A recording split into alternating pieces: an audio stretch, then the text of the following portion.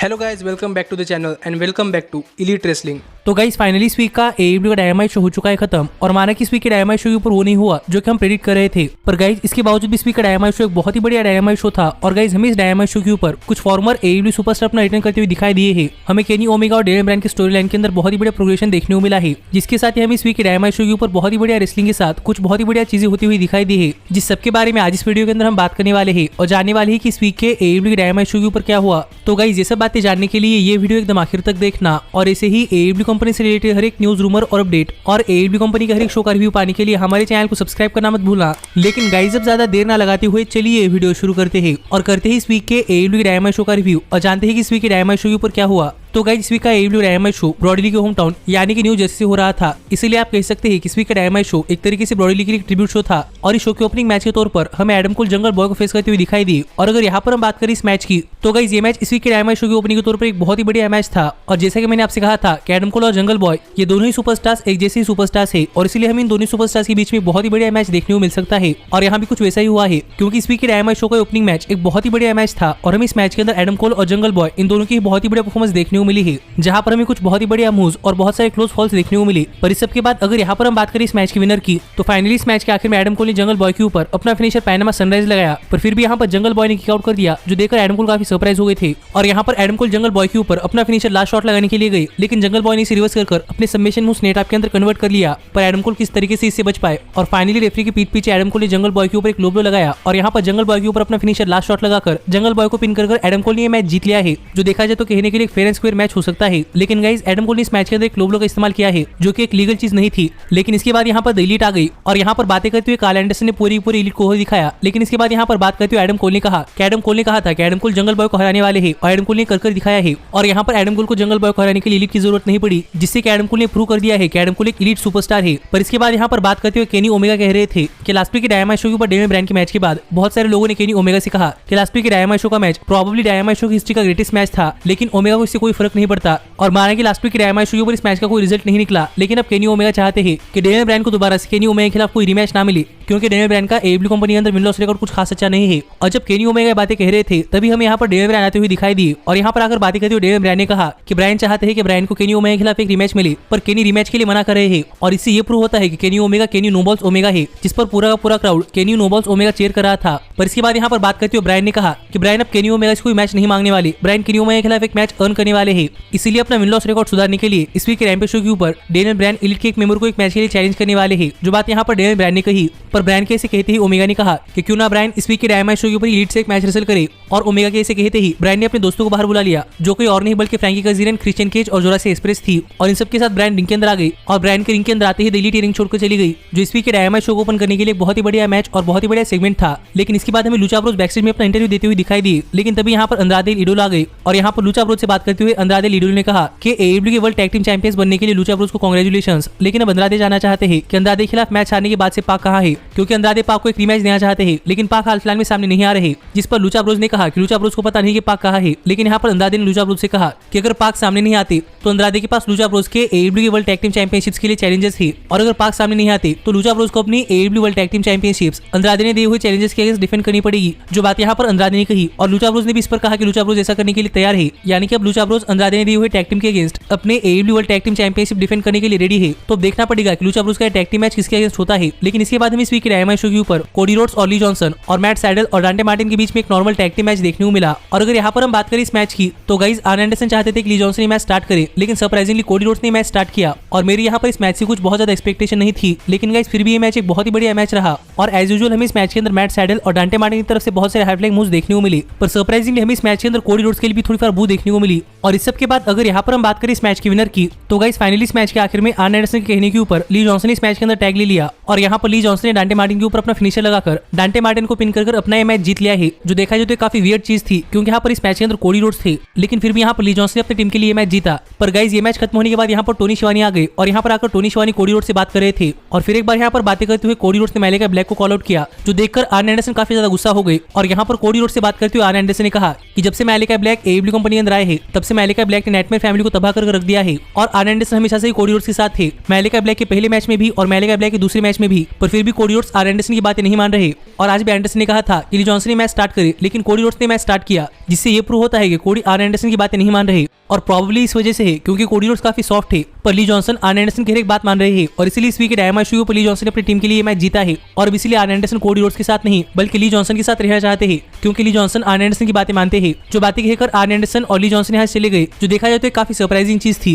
क्योंकि guys probably यहाँ पर आर एंडरसन ने कोडी रोड्स को अकेला छोड़ दिया है। तो अब देखना पड़ेगा कि आगे एडब्ल्यू कंपनी के अंदर कोडी रोड्स का क्या क्या होता है। लेकिन इसके बाद हमें इस वीक के डायमंड शो के ऊपर जॉन मॉक्सली, डार्बी एलिन और एडी किंग्सले मिलकर बियर कंट्री और उनके एक टैग टीम पार्टनर को फेस करते हुए दिखाई दिए और गाइस ये मैच स्टार्ट होने से पहले जॉन मॉक्सली और एडी किंग्सले ने बियर कंट्री ऊपर अटैक करना स्टार्ट कर दिया और इसके बाद हमें ये मैच एक ठीक ठाक मैच देखने को मिला और प्रॉब्ली बियर कंट्री के लिए कमबैक मैच था, इसीलिए हमें इस मैच के अंदर बियर कंट्री की अच्छी खासी परफॉर्मेंस देखने को मिली। पर गाइस ये मैच कोई बहुत ही बड़ा मैच नहीं था और ये मैच एडब्ल्यू वीक के डायमंड शो के ऊपर रैंडमली बुक कर दिया था, इसलिए हमें फाइनली इस मैच के अंदर फेस टीम यानी कि जॉन मॉक्सली और एडी किंगस्टन अपने ओपोनेंट के ऊपर अपना फिनिशर लगाकर उन्हें पिन कर अपना ये मैच जीते हुए दिखाई दिए। और ये मैच खत्म होने के बाद यहाँ पर क्राउड को हैप्पी करने के लिए स्टिंग ने भी अपने ओपोनेंट के ऊपर अपना फिनिशर स्कॉर्पियन डेथ ड्रॉप लगाया और इस सेगमेंट के दौरान भी हमें ब्रॉडी ली के बहुत सारे साइंस देखने को मिले, जिससे आप समझ सकते हैं कि प्रॉब्ली एडब्ल्यू ये मैच अपने क्राउड को हैप्पी करने के लिए बुक किया था। पर इसके बाद हमें डॉक्टर ब्रिट बेकर का एक बेस्ट सेगमेंट देखने को मिला जहां पर बातें करते हुए डॉक्टर ब्रिट बेकर ने कहा कि जैसा कि डॉक्टर ब्रिट बेकर ने कहा था वैसे ही लास्ट वीक रूबी सोहो कराकर डॉक्टर ब्रिट बेकर ने रूबी सोहो को फिर एक बार लाइन के पीछे भेज दिया है क्योंकि रूबी सोहो वही जगह डिजर्व करती है। पर यहाँ पर बात करते हुए रूबी सोहो ने कहा कि रूबी सोहो ये मानती है कि रूबी सोहो डॉक्टर ब्रिट बेकर के खिलाफ अपना मैच हार चुकी है और अब रूबी सोहो दोबारा से रैंकिंग चढ़कर डॉक्टर ब्रिट बेकर के खिलाफ अपना रीमैच लेने वाली है, जो बात यहाँ पर रूबी सोहो ने कही।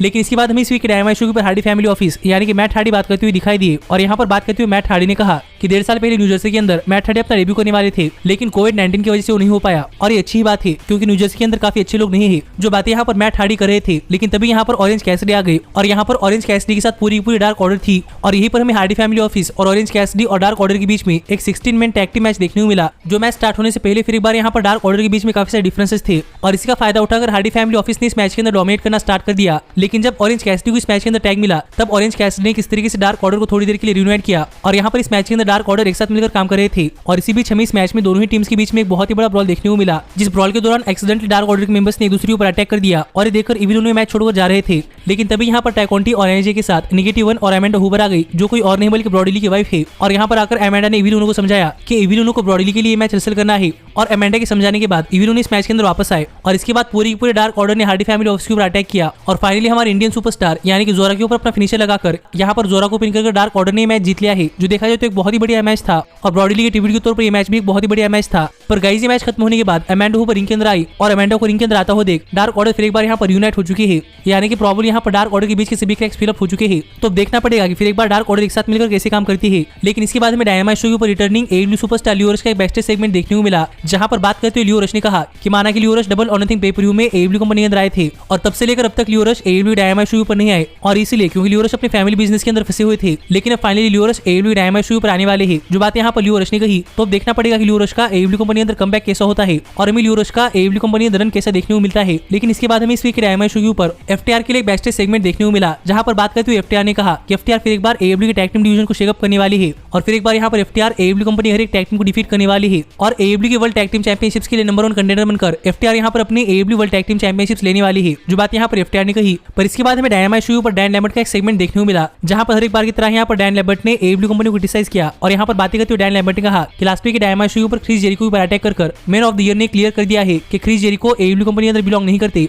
और क्रिस जेरिको एडब्ल्यू कंपनी के फर्स्ट पिलर थे, यानी कि मैन ऑफ द ईयर ने एडब्ल्यू कंपनी का फर्स्ट पिलर गिरा दिया है और ये चीज man of the year continue करने वाले है, जो बात यहाँ पर डैन लैम्बर्ट ने कही। लेकिन यहाँ पर बातें करते हुए स्कॉर्पियो स्काई ने कहा कि स्कॉर्पियो स्काई बहुत पहले से एडब्ल्यू कंपनी क्राउड को पूछ रहे थे कि क्या कोई स्कॉर्पियो स्काई को देख रहा है या नहीं, और जब Scorpio Sky first ever AEW world tag team champion बने और जब वो फेस ऑफ द रेवोल्यूशन बने तब भी किसी ने स्कॉर्पियो स्काई को नहीं देखा। पर तब एक ही आदमी था जो कि स्कॉर्पियो स्काई को देख रहा था, वो कोई और नहीं बल्कि डैन लैम्बर्ट थे और अब डैन लैम्बर्ट के साथ मिलकर स्कॉर्पियो स्काई एक बहुत ही अच्छे रेसलर बन चुके हैं, जो बात यहाँ पर स्कॉर्पियो स्काई ने कही। और फाइनली यहाँ पर बातें करते हुए ईथन पेज ने कहा कि ईथन पेज को एडब्ल्यू कंपनी के अंदर आज तक किसी ने नहीं हराया और आज तक ईथन पेज को एडब्ल्यू कंपनी के अंदर किसी ने पिन भी नहीं किया और किसी ने सबमिट भी नहीं किया, क्योंकि ईथन पेज एक चैंपियन लाइक मैन है जो चैंपियन की तरह चलते हैं, चैंपियन की तरह कपड़े पहनते हैं और चैंपियन की तरह रहते हैं और काफी जल्दी ईथन पेज भी चैंपियन बनने वाले हैं, जो बात यहाँ पर ईथन पेज ने कही। और इसी तरीके से सेगमेंट खत्म हुआ, जहां पर हमें सेगमेंट के अंदर मैन ऑफ द ईयर यानी कि ईथन पेज और स्कॉर्पियो स्काई अपने आप को ओवर करते हुए दिखाई दिए हैं। लेकिन इसके बाद हमें इस वीक के डायनामाइट शो के ऊपर हिकारू शिडा के लिए बेस्ट सेगमेंट देखने को मिला, जहां पर बातें करते हुए हिकारू शिडा ने कहा कि हिकारू शिडा ने आज तक एडब्ल्यू कंपनी के अंदर करीब 49 मैचेस जीते हैं और हिकारू शिडा अपनी 50th विक्ट्री दर्ज करना चाहती है और इसके लिए वो किसी और को नहीं बल्कि सेरेना डीप को देख रही है। जो बातें यहाँ पर हिकारू शिडा ने कही, लेकिन यहाँ पर बात करते हुए सेरेना डीप ने कहा कि माना कि हिकारू शिडा ने नियरली एडब्ल्यू कंपनी विमेंस डिवीजन के हर एक रेसलर को हराया है, लेकिन सेरेना डीप वैसे रेसलर नहीं है और डीप के खिलाफ हिकारू शिडा को अपनी 50th विक्ट्री नहीं बल्कि एक लॉस मिलने वाला है। जो बात यहाँ पर सेरेना डीप ने कही, पर इसके बाद हमें इस वीक के डायनामाइट शो के ऊपर टाइकोंटी और एनर्जी मिलकर फिनोल पिफ्रॉड और बनी को फेस करते हुए दिखाई दी। जो मैच स्टार्ट होने से पहले एनर्जी और टाइकोंटी ने मिलकर फिनोल पिफ्रॉड और बनी के ऊपर अटैक करना स्टार्ट कर दिया और इस सबके बाद फाइनली मैच ऑफिशियली स्टार्ट हुआ। और अगर यहाँ पर हम बात करें इस मैच की, तो गाइस ये मैच एक बहुत ही बढ़िया मैच था जहां पर हमें एनर्जी और टाइकोंटी की बहुत ही बढ़िया टैग टीम परफॉर्मेंस देखने को मिली है और कहना पड़ेगा कि इस मैच के अंदर बनी और फिनोल पिफ्रॉड की बहुत ही बढ़िया टैग टीम परफॉर्मेंस थी। पर एक शानदार मैच के बाद अगर यहाँ पर हम बात करें इस मैच के विनर की, तो गाइस एक बहुत ही बढ़िया टैग टीम मैच के बाद फाइनली इस मैच के आखिर में टाइकोंटी ने रिंग साइड के ऊपर बनी के ऊपर अटैक किया और इनके अंदर फिनोल पिफ्रॉड के ऊपर अपना फिनिशर यानी कि क्वींस लेयर लगाकर यहाँ पर सबमिशन के सहारे एनर्जी ने अपनी टीम के लिए ये मैच जीत लिया है। जो मैच एक बहुत ही बढ़िया मैच था और ये मैच खत्म होने के बाद यहाँ पर -1 के साथ मिलकर एनर्जी और टाइकोंटी ने अपनी जीत सेलिब्रेट की। पर इसके बाद हमें जेट कारगिल, थंडर रोजा और नायरोज के लिए एक बैकस्टेज सेगमेंट देखने को मिला जहां पर बातें करते हुए इन तीनों ही रेसलर ने कंफर्म कर दिया है कि हमें काफी जल्दी ही इन तीनों के बीच में एक ट्रिपल टेट मैच देखने को मिलने वाला है। तो अब देखना पड़ेगा कि ट्रिपल टेट मैच कैसा होता है। पर इसके बाद एमजेएफ रिंग के अंदर आ गए और यहाँ पर अगर बातें करते हुए एमजेएफ कह रहे थे कि जब से एडब्ल्यू कंपनी स्टार्ट हुई है तब से लोग एडब्ल्यू कंपनी के फ्यूचर के बारे में बात कर रहे हैं और एडब्ल्यू कंपनी के अंदर ऐसे 4 रेसलर्स है जो कि प्रोबेबली एडब्ल्यू कंपनी के 4 पिलर्स है और लोगों के हिसाब से ये है Sammy Guevara, Jungle Boy, Darby Allin और खुद एमजेएफ। और जहां तक बात है जंगल बॉय और सैमी गवेरा की, तो एमजेएफ ने जंगल बॉय और सैमी गवेरा इन दोनों को हरा दिया है और डार्बी एलिन एमजेएफ के लेवल के ऊपर नहीं है, पर फिर भी डार्बी एलिन को टीएनटी चैंपियनशिप मिली है, जबकि एमजेएफ इन चारों रेसलर्स में से पहले रेसलर है जिन्होंने किस पेपर को हेडलाइन किया है और एमजेएफ 2 बार डायमंड रिंग होल्डर है। इसलिए एमजेएफ चाहते हैं कि एमजेएफ को एडब्ल्यू के वर्ल्ड हेवीवेट चैंपियनशिप के लिए मौका मिले। जो बात यहाँ पर एमजेएफ कर ही रहे थे, लेकिन तभी यहाँ पर डार्बी एलिन आ गए और डार्बी के यहाँ पर आते हुए एमजेएफ ने डार्बी एलिन से कहा कि क्या डार्बी एलिन यहाँ पर अपना फेस पिन दिखाकर एमजेएफ को डराने के लिए आए हैं, क्योंकि अगर डार्बी करना चाहते हैं तो एमजेएफ डार्बी से नहीं डरते। लेकिन यहाँ पर बात करते हुए डार्बी एलिन ने कहा कि डार्बी एलिन एडब्ल्यू कंपनी के अंदर टीएनटी चैंपियन बने हैं, जिससे ये प्रूव होता है कि डार्बी एलिन एमजेएफ से काफी बढ़िया है। जो बात यहाँ पर डार्बी एलिन ने कही, पर यहाँ पर बात करते हुए एमजेएफ ने कहा कि डार्बी एलिन अपने आप को काफी टफ गाय मानते हैं और इसलिए डार्बी एलिन स्ट्रेट एज भी है। लेकिन सबको पता है कि डार्बी एलिन स्ट्रेट एज क्यों है, क्योंकि जब डार्बी एलिन छोटे थे तब डार्बी एलिन अपने अंकल के साथ कार के अंदर जा रहे थे और उनके अंकल काफी ड्रंक थे और उनके अंकल ने कार ठोक दी जिसके अंदर डार्बी एलिन के अंकल मर गए, इसलिए डार्बी एलिन स्ट्रेट एज है। ये डार्बी एलिन का कहना है, लेकिन एमजेएफ को ऐसा नहीं लगता, क्योंकि एमजेएफ को ऐसा लगता है कि डार्बी एलिन स्ट्रेट एज इसलिए है क्योंकि उस दिन डार्बी एलिन के अंकल नहीं बल्कि गलत आदमी मर चुका था, क्योंकि उस दिन मरने वाले कोई और नहीं बल्कि डार्बी एलिन होने चाहिए थे। जो बात यहाँ पर एमजेएफ ने कही। और गाइस अगर आपको नहीं पता तो मैं आपको बताना चाहूंगा कि ये ट्रू स्टोरी है और डार्बी एलिन ने अपने इंटरव्यू के अंदर स्टोरी रिवील की थी। पर एमजेएफ की बातें सुनकर डार्बी एलिन काफी ज्यादा गुस्सा हो गई और डार्बी एलिन को गुस्सा होता हुआ देख एमजेएफ ने डार्बी एलिन से कहा कि क्या आप डार्बी एमजेएफ के ऊपर अटैक करने वाले हैं, क्योंकि अगर डार्बी एमजेएफ के ऊपर अटैक करने वाले हैं तो एमजेएफ डार्बी एलिन को उनके ऊपर अटैक करने के लिए फ्री इन्विटेशन देते हैं। पर यहाँ पर बात करते हुए डार्बी एलिन ने कहा कितनी जल्दी एमजेएफ डार्बी एलिन को मेंटली ब्रेकडाउन नहीं करने वाली और डार्बी एलिन कैसे कहते ही एमजेएफ रिंग छोड़कर चले गए, जिससे हम समझ सकते हैं कि प्रोबेबली यहाँ पर एमजेएफ डार्बी एलिन को मेंटली ब्रेकडाउन करना चाहते थे, पर डार्बी ने अपने आप को संभाल लिया और डार्बी यहाँ पर अपने आप का ब्रेकडाउन नहीं होने दिया। तो देखना पड़ेगा कि आगे एमजेएफ और डार्बी एलिन के बीच में क्या होता है, क्योंकि अगर हमें स्टोरी लाइन देखने को मिलने वाली है तो गाइस प्रोबेबली ये एडब्ल्यू कंपनी की बहुत ही बढ़िया स्टोरी लाइन हो सकती है। पर इसके बाद एडब्ल्यू ने नेक्स्ट वीक डायनामाइट शो और इस वीक के रैम्पेज शो के लिए कुछ मैच एडवर्टाइज किए। जो मैचेस कौन से हैं जानने के लिए आप ऊपर आए हुए कार्ड के ऊपर क्लिक कर हमारे चैनल के एप्लीकेशन के अंदर जाकर आप आर्टिकल पढ़ सकते हैं। पर गाइस इसके बाद हमें सैमी गवेरा और मीरू के लिए हाइप वीडियो देखने को मिला, जिसके बाद टाइम हो चुका था इस वीक के डायनामाइट शो के मेन इवेंट का, जहां पर एडब्ल्यू के टीएनटी चैंपियन मीरू अपनी AEW TNT championship challenger Sammy Guevara के अगेंस्ट डिफेंड कर रहे थे। और अगर यहाँ पर हम बात करें इस मैच की, तो गाइस हमेशा की तरह अपनी इस मैच के अंदर मीरू इस मैच की शुरुआत से इस मैच में डोमिनेट कर रहे थे और मीरू ने इस मैच के अंदर सैमी गवेरा के ऊपर काफी तगड़ा अटैक किया, लेकिन सैमी ने भी इस मैच के अंदर अपना कमबैक किया और सैमी बार-बार मीरू के ऊपर अटैक करने के लिए गए, लेकिन सैमी मीरू के ऊपर अटैक नहीं कर पा रहे थे। और फाइनली जब इस मैच के आखिर में मीरू सैमी के ऊपर अपना फिनिशर लगाने के लिए गए तब सैमी रिंग छोड़कर बाहर चले गए और ये देखकर मीरू ने पूरी की पूरी रिंग के हर एक टर्न पे एक्सपोज कर दी और तभी यहाँ पर मीरू को रोकने के लिए फ्लेगो डेल्सो ला गए, जिनके ऊपर मीरू ने अटैक किया और तभी पीछे से सैमी गवेरा ने मीरू के ऊपर अपना फिनिशर जीटीएच लगाया और इसके बाद मीरू के ऊपर अपना फिनिशर 630 सैंटोन लगाकर यहाँ पर मीरू को पिन करके सैमी गवेरा ये मैच जीत चुके हैं, जो देखा जाए तो काफी सरप्राइजिंग चीज थी। लेकिन गाइस मीरू को हराकर सैमी गवेरा बन चुके हैं नए एडब्ल्यू टीएनटी चैंपियन, जो देखा जाए तो सैमी गवेरा के लिए एक बहुत ही बड़ी बात है और सैमी गवेरा की जीत के ऊपर मैं तो सैमी गवेरा के लिए काफी ज्यादा खुश हूँ। और गाइस आप मुझे कमेंट करके बताइए कि आपका इस मैच के ऊपर क्या कहना है और क्या आप सैमी गवेरा के लिए खुश हैं या नहीं। लेकिन सैमी की चैंपियनशिप विक्ट्री के साथ इसी का डायनामाइट शो ऑफिस चला गया, जो डायनामाइट शो मुझे तो बहुत ज्यादा पसंद आया है। और गाइस मेरे हिसाब से डायनामाइट शो एक ठीक ठाक डायनामाइट शो था, जिस शो के ऊपर हमें बहुत ही बढ़िया मैचेस देखने को मिले कि स्टोरी लाइंस के अंदर बहुत ही अच्छी प्रोग्रेस हुई, ब्रॉडी ली के लिए एक बहुत ही अच्छी ट्रिब्यूट मिली, हमें नई स्टोरी लाइंस बिल्ड होती हुई दिखाई दी और फाइनली एक नया चैंपियन क्राउन होता हुआ दिखाई दिया। इसलिए मुझे इस वीक का डायनामाइट शो बहुत पसंद आया है। पर ऐसे ही एडब्ल्यू कंपनी से रिलेटेड हर एक न्यूज, रूमर और अपडेट और एडब्ल्यू कंपनी के हर एक शो का रिव्यू पाने के लिए हमारे चैनल को सब्सक्राइब करना मत भूलना। पर अब मैं मिलता हूं आपसे अगली वीडियो के अंदर, पर तब तक stay healthy, stay happy and keep watching elite wrestling. Hey, did you like that video? Click the screen for more. And where do you think you're going? Check out our official merchandise page and to support the entire cast. And thanks so much for being the elite. The elite, the elite. What, Nick, you're not going to sing it all with me this time?